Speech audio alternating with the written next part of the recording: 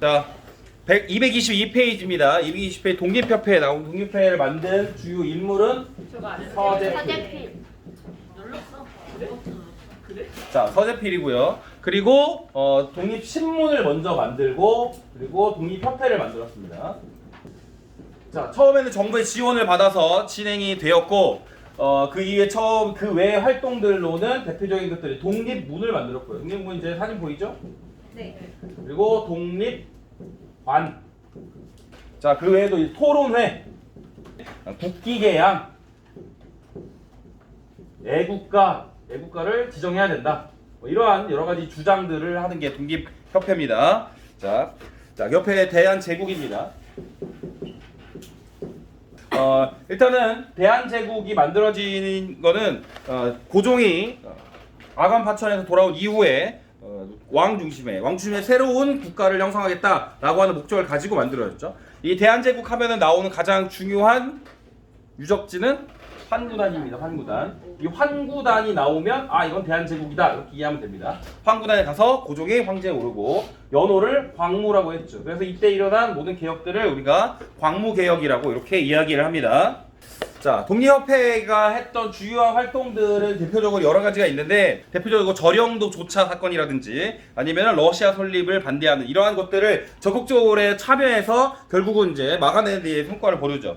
그리고 이제 많은 사람들의 의견을 전달하기 위한 의회주의를 굉장히 중요하게 여겨서 만민공동회를 열립니다. 만민공동회는 많은 사람들이 모인 거죠. 정부까지 포함이 된 관민공동회까지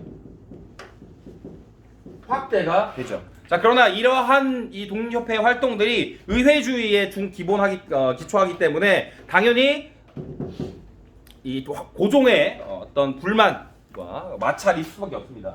당시 이때 요구했던 사항이 의회죠. 근데 의회가 당장 만들 수는 없으니까 기존에 있던 중추원의 절반을 이 일반 시민들이 뽑을 수 있도록 만들어서 의회 역할을 할 수 있도록 유도를 하게 됩니다. 자, 그러나 결국은 나중에 가서는 황실과의 어떤 마찰 끝에 해산될 수 있는 이런 결과를 봅니다.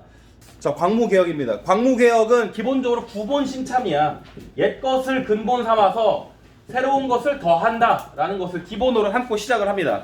자, 이 구본 신참의 기본적인 내용 중에 첫 번째로는 군사력 강화입니다. 그래서 원수부를 설치하고 친위대 만들고 다 군대 만든 거죠. 그리고 황실의 직속 경찰 역할을 하는 경위원도 설치하고, 자, 이러한 활동들을 통해서 군사력 강화가 첫 번째 내용이고, 두 번째는 경제 정책입니다. 이 경제 정책의 첫 번째는 백동화를 대량으로 찍어서 이러한 개혁에 필요한 재정으로 삼게 되고요. 그리고 또 하나 양전 사업하고 지계 발굴입니다. 여기서 제일 중요한 건 예지. 그지? 자, 지게에는 오른쪽에 나와 있는 227페이지 오른쪽에 보면은 지게 사진이 나와 있습니다. 지게는 토지 소유 증명서야. 그러니까 이전에 있었던 토지 소유의 개념을 근대적 소유 개념으로 전환하는 가장 중요한 계기가 되었다라고 우리가 이걸 보고 있죠. 그래서 이 지계 발급 사업, 양전 사업과 지계 발급 사업이 근대적 토지 소유 제도의 확립의 그 목적과 성과를 있다라고 볼 수 있습니다. 자, 그래서 군사력 강화, 근대적 토지 제도 확립, 상공업 진흥 이러한 이제 광무개혁의 결과가 있었지만 실질적으로는 집권층의 부정부패나 열강의 간섭으로 인해서 한계죠. 이게 큰 성과를 거두지 못했다라는 게 그 한계가 됩니다. 그 다음은 러일 전쟁 이후에 일어나는 일제의 국권피탈 과정입니다. 자, 이 국권피탈 과정은 당연히 시간의 순서를 좀 잘 이해하고 있어야겠죠. 러일 전쟁부터 시작합니다. 1904년이죠. 러일 전쟁이 일어난 직후에 일본은 조선의 땅을 어디든지 마음대로 전시에 중요한 곳은 사용할 수 있다라고 하는 한일 의정서를 체결합니다.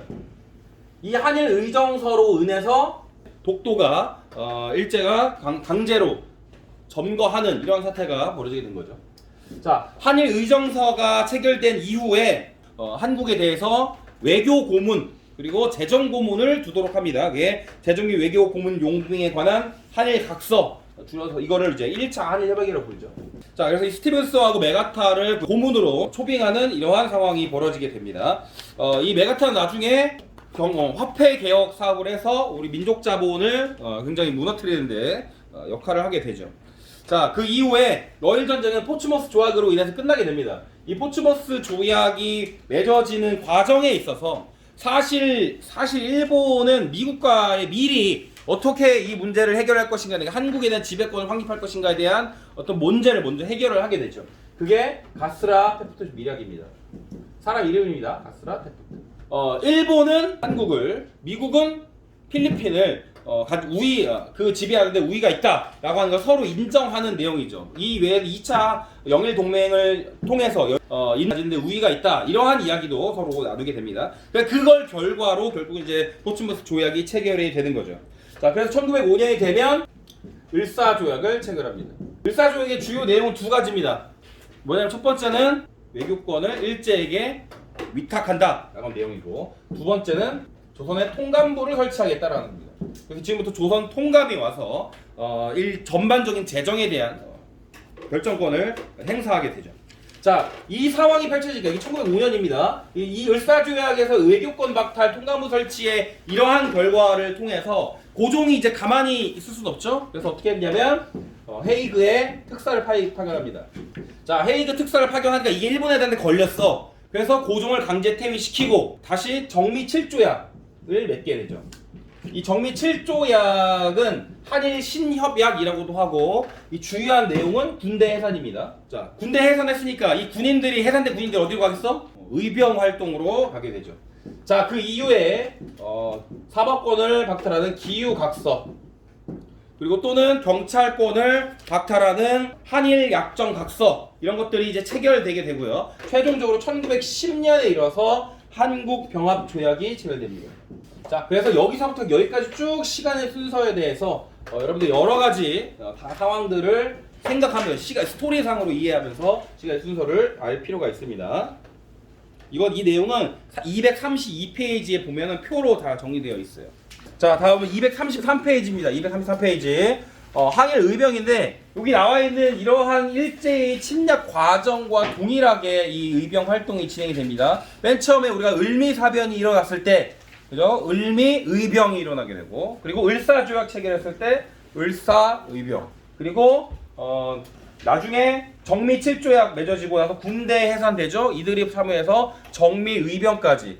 그 이후에 이런 의병들이 동부 모여서 13도 창의군이라고 하는 군대를 형성해서 서울 진공 작전을 펼칩니다. 그러나 결국 이제 일제의 저항으로 인해서 결국은 성공을 하지 못하게 되죠. 자, 이러한 활동들은 그 일제에 대한 우리 민족의 끊임없는 저항을 의미하게 되는 거고요. 234페이지 밑에 하단에 보면은 의병투쟁의 의의라고 하는 게 있습니다. 자, 이 내용이 일본을 우리 이길 수 있다고 생각합니까? 질문하죠. 자, 이 대사는 미스터 선샤인에서 똑같이 이 단어를 하나도 틀리지 않고 그대로 대사로 사용을 합니다. 맥킨지라고 하는 영국 기자가 종군 기자가 와서 이제 취재한 내용이죠. 자, 이 힘들다는 거 알고 있습니다만 일본의 노예가 되어 사느니 자유민으로 죽는 게 낫다, 이렇게 이야기를 하죠. 이게 이제 당시 의병들의 활동들을 대변하는 그러한 내용이라고 할 수 있습니다.